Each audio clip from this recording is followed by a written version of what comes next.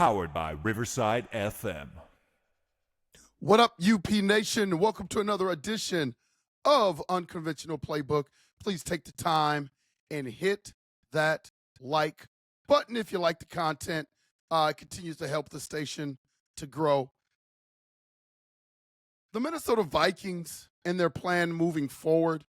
The title of this show is The Plan That Can Shock Everyone. And I know Minnesota Viking fans, they really don't like to hear what I'm about to say in terms of what the Minnesota Vikings will probably end up doing in the draft. The Minnesota Vikings have been really aggressive in the trade market over the last couple of years, and they've actually depleted a lot of their trade assets. And I think they're going to look to really recoup a lot of their trade assets and their draft pick assets in this draft. I think it's just something that they have to do. You know, this draft is really rich in defensive linemen, defensive tackles more specifically. The Vikings really need to enhance the middle of that defensive line. And I think that's something that they're really going to look to do because it's so deep. Like, I don't think there's going to be a big difference between the 24th pick and having a second-round pick in terms of the position at defensive tackle. And I think because the draft is so deep, I think that's where they have to start. They have to look at the draft, and they have to go defensive tackle in the draft, in my opinion. Now, when it comes to offensive linemen, I think that's strictly free agency. And because I think it takes time, unless you are picking really early, to get that stud offensive lineman that can actually step in and help you right away. And the Vikings need offensive line help right now in that interior. They need two really good guards, and they really need to replace their center as well.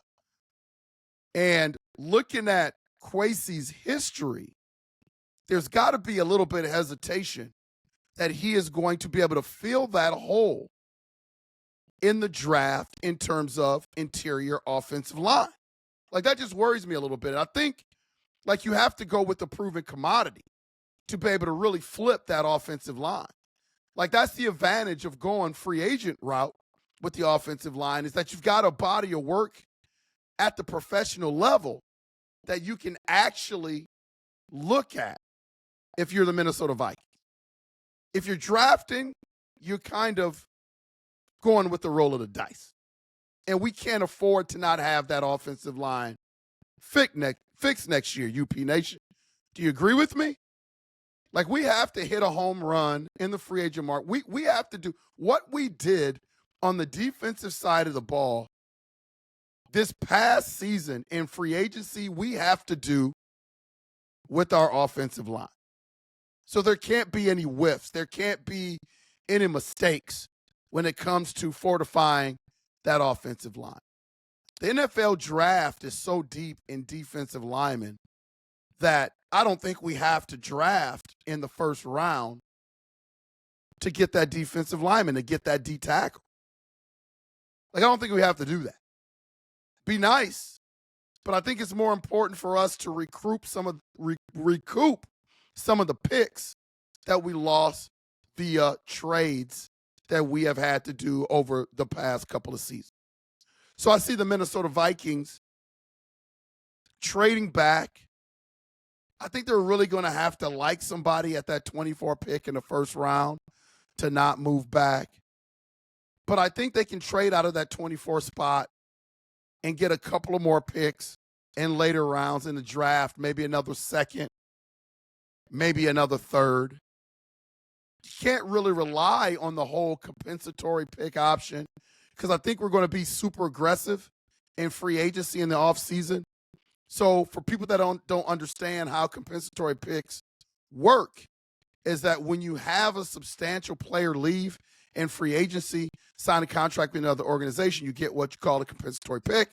But if you pick somebody up via free agency as well, those picks kind of cancel each other out. And so in terms of picking up a compensatory pick for the Minnesota Vikings this offseason, I just think that's going to be pretty tough to do because, as I said, we've got about $70+ million in salary cap flexibility And I think the Minnesota Vikings are going to be super aggressive in doing that.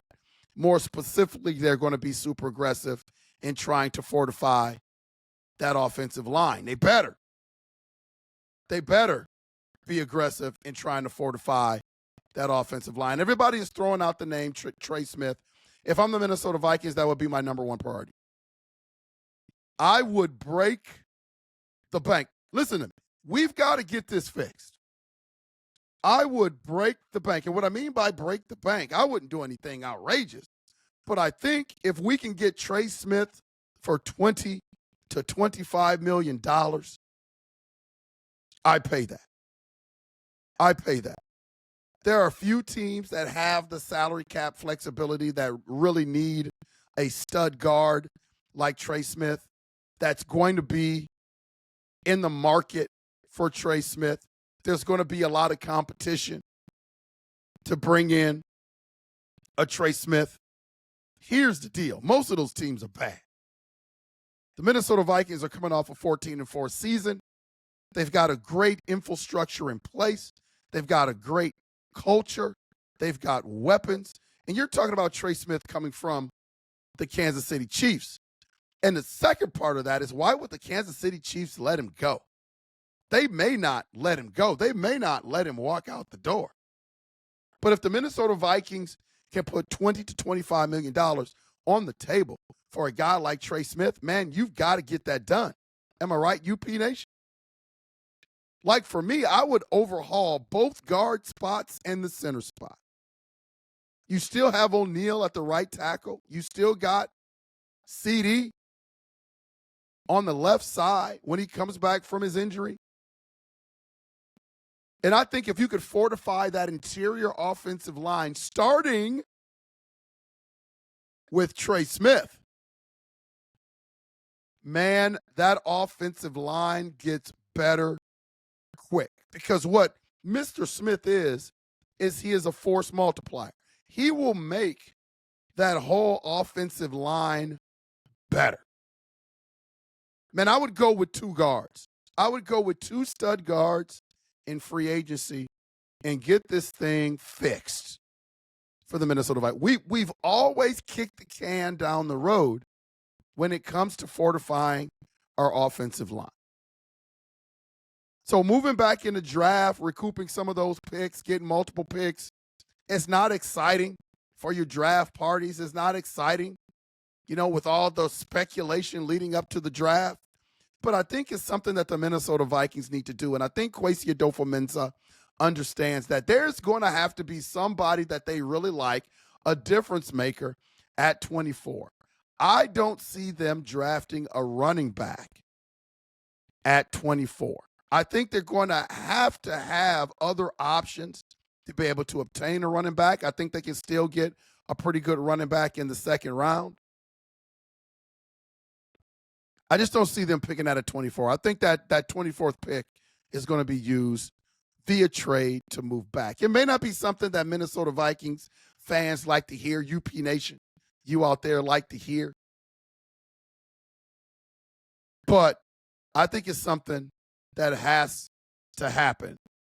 My guy, King David, man, thanks for all the comments. Your last comment that you sent me about the quarterback situation, hey, I may do a podcast specifically on the step-by-step plan or scenarios. You call them unconventional scenarios that you put together. I thought it was some interesting talking points.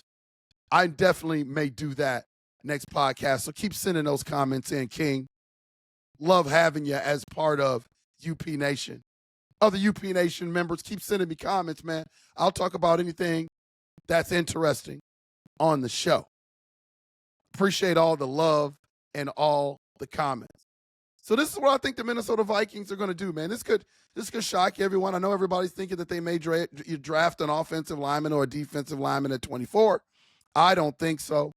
I look at the Minnesota Vikings as possibly moving back to recoup some of their picks. Could be wrong. There's a long time until the draft. There's going to be a lot of speculation. There's going to be a lot of talk.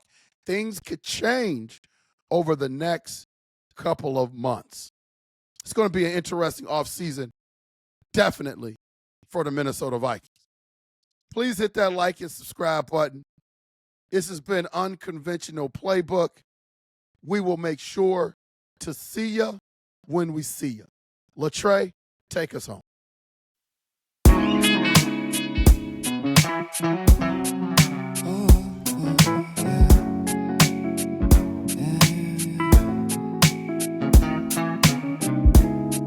I don't know who I am. Can I say I'm a man? Am I losing my mind? Am I